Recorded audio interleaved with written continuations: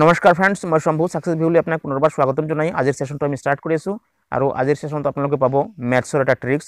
Most important ট্ৰিক্সটো হয় আপুনি এই ট্ৰিক্সটো জানি ল'লে চক্ৰবৃদ্ধি সুদৰ এই অংকবোৰ এই টাইপৰ অংকবোৰ আপুনি 10 সেকেন্ডৰ ভিতৰত আপুনি আনসাৰ কৰিব পাৰিব। ঠিক আছে, চক্ৰবৃদ্ধি সুদ আৰু সৰল সুদৰ যেটো মানে আমাৰ দুটা মিলাই যে অংক দিয়ে এইবোৰ অংক। ঠিক আছে, তো আহক আমি স্টাৰ্ট কৰি আছো। কোৱেশ্চনটো লৈছো। কোৱেশ্চনটো হৈছে আপোনাৰ find the rate of interest if the simple interest of 2 years on any money amount is 80 rupees and compound interest of 2 years is 84 rupees.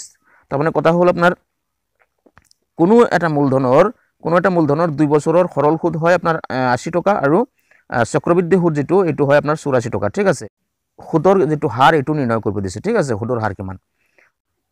আহক আমি ট্ৰিক্সত সলভ কৰাৰ আগত অলপ বেসিকটো আমি আলোচনা কৰি দিও। ঠিক আছে, বেসিকটো হৈছে আপোনাৰ ধৰক আপুনি দুইজনক টকা সেম পৰিমাণে টকা দিছে। ঠিক আছে, এ আৰু বি। ঠিক আছে, এ আৰু বি আপুনি সেম পৰিমাণে, যদি এ 5000 লৈছে আপোনাৰ পৰা, বিও 5000 লৈছে, এৰ টু হৈছে আপোনাৰ সৰল সুদ হ'ব আৰু বিৰ টু ধৰক চক্ৰবৃদ্ধি সুদ।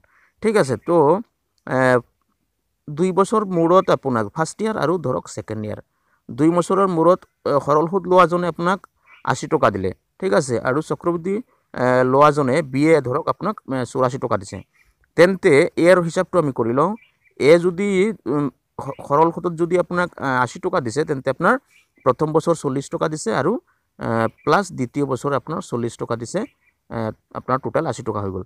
ঠিক আছে, তো মানে প্রতি বছর আপনি 40 টাকাকৈ সুদ পাই আছে। ঠিক আছে, সেম হিসাবত এটো প্রথম বছর চক্রবৃদ্ধি আৰু সৰল সুদ দুটাই সেম থাকে। 40 টাকা পাইছে প্ৰথম বছৰে বিৰ পৰা, আৰু দ্বিতীয় বছৰে কি পাইছে 40 প্লাস আৰু 4 টাকা পাইছে, যেহেতু 84 টাকা পাইছে। ঠিক আছে, তো আমি চক্ৰবৃদ্ধি সুদটো কেনেকৈ হয়, সুদৰ সুদ হয়। ঠিক আছে, সেই কাৰণে প্ৰথম বছৰটো আপোনাৰ যি পৰিমাণ মূলধন লৈছে এই মূলধনৰ 40 টাকা পাইছে আপুনি।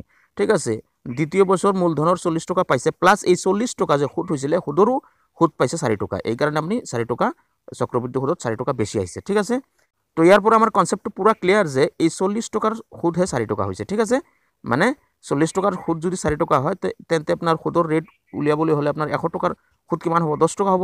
তো আপনাৰ ultimate without pen and paper আপনি কৰিব পাৰে। ঠিক আছে, যেহেতু আপনি 40 টাকাৰ ভিতৰত মানে 40 টাকাৰ সুদ আপনি 4 টাকা পাইছে, তেন্তে 100 টাকাৰ সুদ কিমান হ'ব, যেহেতু আপনার পার্সেন্টেজ উলিয়াব দিছে, ইনটু আপনার 100 দিব লাগিব। তো আপনার এই 0 কাটি দিয়ক, এই 4 কাটি দিয়ক, আপনার কিমান থাকে 10, অর্থাৎ আপনার 10% আপনার উত্তর হ'ব, মানে সুদৰ হাৰ 10% আছে। তো আপনাৰ এই হ'ব আপনাৰ কাৰেক্ট আনসাৰ। ঠিক আছে, তো নেক্সট আৰু এটা কোয়েশ্চন আমি সেম কৰি লওঁ আৰু আমাৰ পুৰা কনসেপ্টটো ক্লিয়াৰ হৈ যাব। ঠিক আছে, এইটো মাইন্ড ক্যালকুলেশন কৰিম। এইটো চাওক, ইয়াত যদি 400 টাকা সৰল সুদ হয় আৰু চক্ৰবৃদ্ধি সুদ আপনার 440 টাকা। ঠিক আছে, সেম এমাউন্ট সেম টাইম। ঠিক আছে, 2 বছৰৰ বাবে লোৱা হৈছে।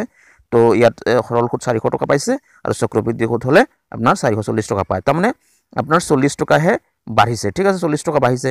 40 টাকা যদি আপনার বেশি আহিছে, তেন্তে বুঝিব লাগিব যে এই 40 টাকাটো আপনার সুদৰো সুদ হয়, মানে প্ৰথম বছৰ যেটো সুদ দিছিলে এই সুদৰ সুদ হয় আপনার 40 টাকাতে। প্রথম বছর মানে 2 বছরে যদি 400 টাকা সুদ হয়, তেন্তে প্রথম বছরে কিমান 200 টাকা হ'ব, দ্বিতীয় বছরে আরো 200, তার মানে 400। তো প্রথম বছর যে 200 টাকা সুদ পাইছে, এই 200 টাকার সুদ হ'ব আপনার এই 40 টাকা। ঠিক আছে, 200 টাকার ভিতৰত যদি 40 টাকা হয়, তেন্তে 100 টাকাৰ ভিতৰত কিমান হ'ব, 20 টাকা হ'ব। ঠিক আছে, 2 20 গুণ 40, তার মানে 20% আপনার ইয়ার উত্তর হ'ব। ঠিক আছে, তো ফ্রেন্ডস আশা কৰিছো ট্ৰিক্সটো বুজি পাইছে। এই ট্ৰিক্সটো আপুনি এপ্লাই কৰিলে এই ধৰণৰ অংক আপুনি উইদিন 10 সেকেন্ডৰ ভিতৰত যিকোনো আনসাৰ দিব পাৰিব। তো ফ্রেন্ডস আজি ইমানে, নেক্সট লগ পাম নেক্সট ভিডিঅ'ত। জয় আই অসম।